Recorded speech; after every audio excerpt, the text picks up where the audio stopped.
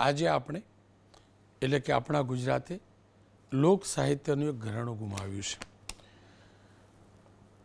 પ્રસિદ્ધ લોક સાહિત્યકાર અને પદ્મ પુરસ્કારથી સન્માનિત જોરાવરસિંહભાઈ જાદવજી, આજે સવારે એમનું દુઃખદ નિધન થયું છે. બીમારી બાદ તેમનું નિધન થયું છે. 85 વર્ષની વયે તેમને આજે અંતિમ શ્વાસ લીધા છે. જોરાવરસિંહજી એક પ્રખ્યાત વાર્તાકાર હતા. તેઓએ ગ્રામ જીવન પર આધારિત વાર્તાઓ લખી સાહિત્ય ક્ષેત્રે મોટું યોગદાન આપ્યું છે. તેમની નોંધપાત્ર કૃતિઓમાં મરદ કસુંબલ રંગે ચડે, મરદાઈ માથા સાટે, લોક સાહિત્યની ચતુરાઈની કથાઓ અને રજપૂત કથાઓનો પણ સમાવેશ થાય છે. એબીપી અસ્મિતાએ પણ એબીપી અસ્મિતા સન્માનથી તેમને પુરસ્કારિત કર્યા હતા. આ એ લોક સાહિત્યકાર છે.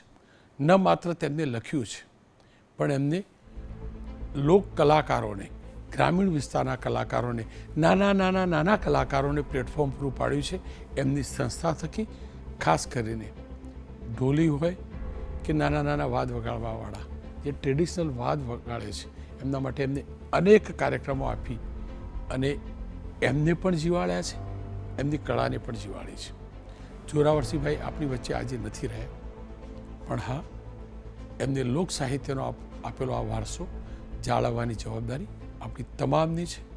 ફરી એકવાર જોરાવરસિંહભાઈ જાદવજીના દિવ્ય આત્માને ભગવાન શાંતિ અર્પે, તેમના પરિવારને આ દુઃખની ઘડીએ ભગવાન શક્તિ આપે તેવી પ્રાર્થના એબીપી અસ્મિતાની સમગ્ર ટીમ વતી બુઝાયેલા લોક સાહિત્યના દીપને નતમસ્તક વંદન.